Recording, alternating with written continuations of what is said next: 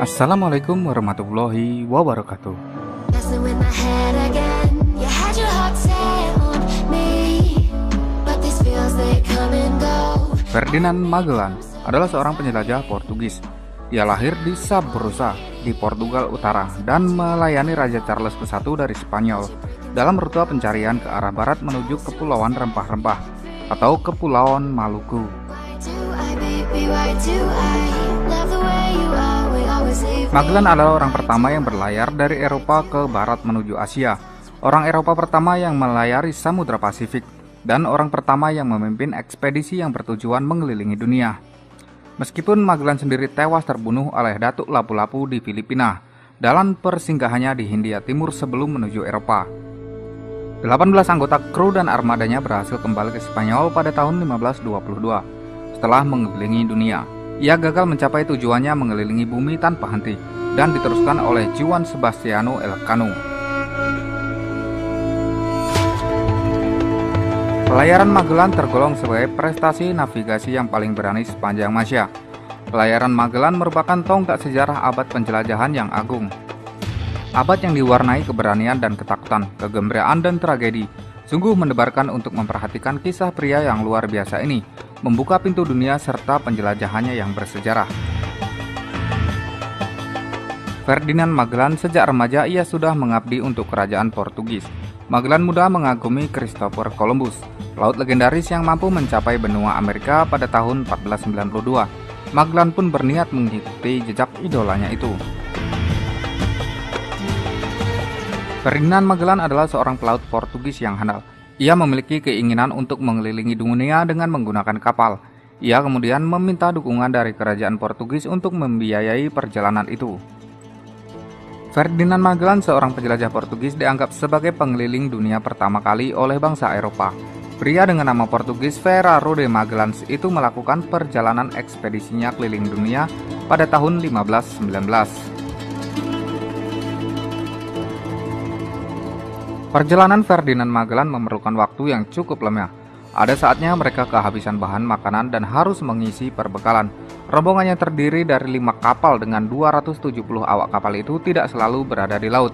Ada kalanya mereka merapat ke darat. Mereka juga terlibat dalam urusan dengan penduduk di tempat-tempat yang mereka datangi. Magellan turut pula mengarungi Samudra Hindia, bahkan sempat mencapai Malaka. Namun saat pulang dan singgah di Maroko pada tahun 1513, ia terlibat perkelahian yang mengakibatkan kakinya pincang seumur hidup. Dari pengalaman ini, Magellan menyadari bahwa pekerjaannya itu berbahaya dan beresiko tinggi.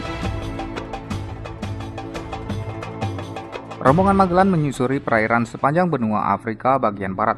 Namun dari Cape Verde yang menjadi titik batas wilayah Spanyol dan Portugis sesuai perjanjian Tordesillas, mereka tidak berbelok ke tenggara menuju Tanjung Harapan. Sebaliknya ke barat daya, mengarah ke benua Amerika bagian selatan, yaitu Amerika Latin.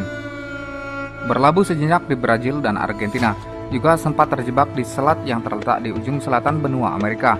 Kemudian selat ini dinamakan Selat Magellan. Lalu tibalah armada Spanyol itu di lautan yang amat luas dan tenang, tidak banyak gelombang yang mengkhawatirkan. Saking tenangnya, Magellan menyebut perairan ini dengan nama Samudra Pasifik. Samudra Pasifik berada di sisi barat Amerika Selatan, sementara di sisi utaranya adalah Samudra Atlantik. Pelayaran itu ternyata tidak semudah yang dibayangkan dan membutuhkan waktu yang lebih lama dari rencana semula. Memasuki Samudra Pasifik pada akhir November 1520, Magellan telah kehilangan 2 kapal, 1 karam dan 1 lagi berbalik arah pulang ke Spanyol, saat 3 kapal lainnya terjebak di selat sempit di ujung selatan benua Amerika. Samudra Pasifik memang relatif tenang gelombangnya, namun ternyata anginnya kurang ramah. Hembusan angin kencang membuat 3 kapal Magellan terombang-ambing cukup lama di tengah lautan luas.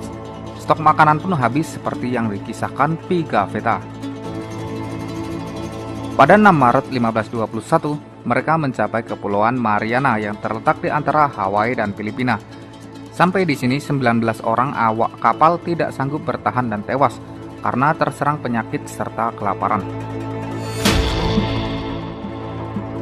Dalam buku World and Its People, Eastern and Southern Asia 2007, disebutkan armada Magellan yang masih tersisa akhirnya tiba di Kepulauan Filipina dan berlabuh di Pulau Makatan pada 17 Maret 1521. mereka menetap sejenak di pulau ini, tepatnya di Cebu, sembari menyusun langkah selanjutnya sebelum Kepulauan Maluku.